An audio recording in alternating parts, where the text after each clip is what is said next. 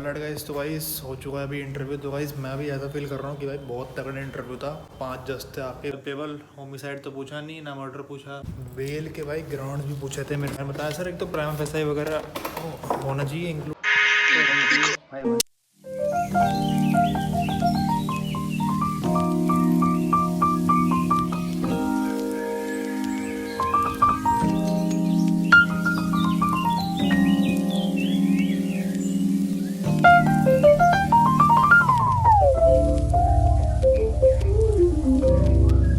Guys तो guys हो चुका है अभी इंटरव्यू। तो गाइस मैं भी ऐसा फील कर रहा हूँ कि भाई बहुत तगड़ा इंटरव्यू था। 5 जज थे आपके, विकास गर्ग भी थे जो कि आप न्यू कोर्ट बिल्डिंग बैठते हैं।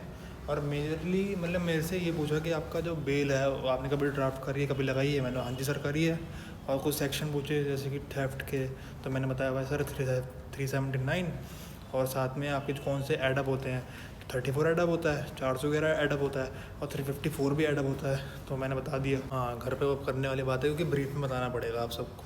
बेल के भाई ग्राउंड्स भी पूछे थे मेरे से कि आपके बेल के मतलब ग्राउंड्स क्या होते हैं। तो मैंने बताया सर एक तो प्राइम फेसाई वगैरह होना चाहिए इंक्लूड वगैरह।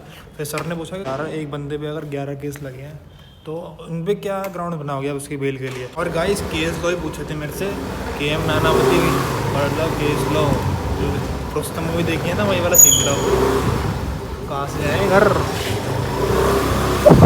बाकी घर बताता हूँ आप सबको क्या क्या हुआ। सो गाइस अब जाके मेरे को टाइम मिला है तो मैं पहले जिम चला गया था। उसके बाद आपके अभी रात के 9:30 हो रहे हैं।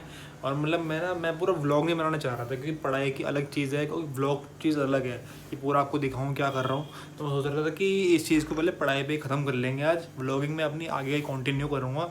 तो बेसिकली एक मिनट ढंग से बताऊँगा ना।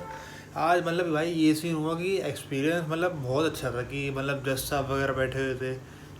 3 लेडीज जज थी और 2 आपके मैन जज थे, जिसमें से एक आपके ना विकास गर्ग भी थे जो लोग दिल्ली में प्रैक्टिस करते हैं बेसिकली करकड़ोमा कोर्ट में। वो न्यू कोर्ट बिल्डिंग में गए होंगे तो उन्होंने देखा होगा सर को। क्यों फिर आज मतलब मेन चलो मुद्दे पे आते हैं, वीडियो लंबी नहीं करते क्योंकि बंदे यार टाइम नहीं वेस्ट करना होता ना अपने ऑडियंस का। तो बेसिकली मेरा ये था, मैंने सबको पहले गुड आफ्टरनून करी अंदर जाके कि good afternoon to all the respectful जजेस। और अगर ज्यूरी मेंबर्स होते हम बाहरी कंट्री में जो मैं ज्यूरी मेंबर्स भी बोलता, तो इस बात को आपको ध्यान रखना है कि बस लॉर्डशिप बोल दो या जज बोल दो, कोई बात नहीं। और इंटरव्यू को मेरे साथ ऐसा स्टार्ट हुआ, उन्होंने बोला प्रैक्टिस कब से करते हो। मैंने बोला sir if we talk about the on the date of enrolment so it's been actually 24 मेरा हुआ था, तो फिर लगा लो आप। और फिर अगर आप एक्चुअल प्रैक्टिस से बोलोगे तो मैं सेकंड डेट से आ रहा हूँ। ये बात मेरी सही थी।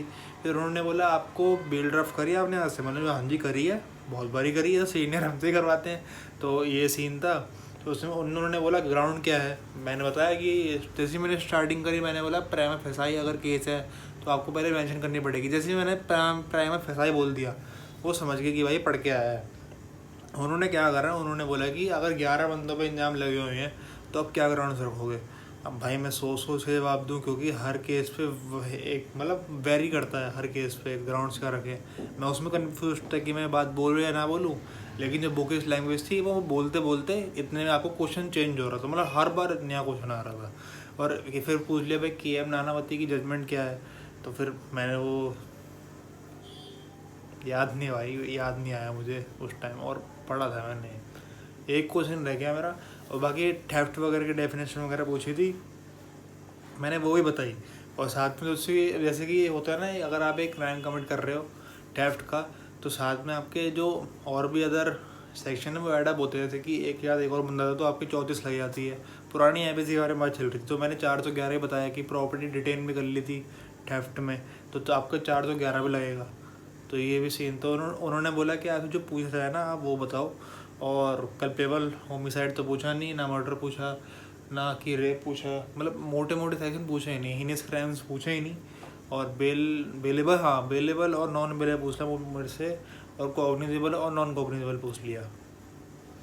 बस मैं केस लो की वजह से रह गया और वो ग्राउंड्स की वजह से मेरे में कन्फ्यूजन थी कि पूछ लूँ कि मैम से कि क्या आप मुझे बता दो कि इसमें अगर आप एक मेरे को टास्क दो, एग्जांपल दो सोचने का कि आपको ये केस है तो आप बताओ ग्राउंड सब, तो भाई मैं हंस के बताया था। लेकिन बुकिश लैंग्वेज अब भाई टाइम तो लगता ही रिकॉल करने में। अब वहाँ पे IAS का इंटरव्यू भी नहीं हो रहा है कि ma'am I want a few minutes for recalling this particular section या थिंग, और कोई दिक्कत नहीं थी, इंग्लिश में बोलो हिंदी में बोलो, मतलब मेरा तो अच्छा गया। लेकिन लास्ट में बस वो यार वही रह गया मेरा केस लो। बाकी जो बंदा दे के आता है ना उसको पता होता है कि वो सिलेक्ट होगा या नहीं होगा। मैं तो भाई सही बताऊँ तो मैं नहीं होऊंगा। हाँ, ये हंसी जो आती है ना, ये बंदे को समझा देती है कि भाई अभी मेहनत करने की बहुत ज़रूरत है, ये सीन है। तो अभी आप मेरे वे ऑफ टॉकिंग से समझ रहे होंगे कि भाई अभी बहुत मेहनत की ज़रूरत है, क्योंकि एक लीगल एसेंट ही अलग होता है यार बात करने का। सुप्रीम कोर्ट का वकील अगर आपको ये वीडियो बनाते हुए बोल रहा होगा ना, और उन्होंने बहुत प्रैक्टिस करी होगी, आपको बात समझ में नहीं आएगी बंदा सामने वाला क्या बोल रहा है। लेटिन वर्ड्स कब जोड़ देंगे वो, किसी भी चीज़ को उठा लेंगे, थीस पे आएंगे, यही सीन है। अभी हम फ्रैंकली बात कर रहे हैं, वो एडवोकेट कोई फ्रैंकली बात करता ही नहीं है, हमेशा वो अपनी लैंग्वेज में बात करता है। अब जो अभी जो जवान है क्या करे, अभी कंटेंट में ध्यान रहता है। तो यही सीन है। अगर आपको चाहिए कि वो जो भी क्वेश्चन तो मैंने आपको बताया उसका पूरा पर्टिकुलर विद आंसर्स, तो आप वीडियो को मतलब लाइक कर देना। और मतलब मैं रिस्पॉन्स में इतना चाहता नहीं हूँ वीडियो में, मैं चाहता हूँ इसमें खाली 50 व्यू आ जाए, कोई दिक्कत नहीं है, जितनी कम फैमिली उतना ठीक है भाई।